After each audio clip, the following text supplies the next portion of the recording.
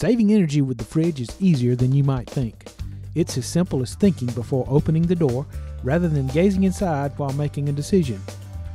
Run the unit only as cold as necessary and allow 24 hours for a temperature change to have an effect. Make sure exterior condensation heaters are set to off unless you need them. A good door gasket is the key to keeping cold air inside.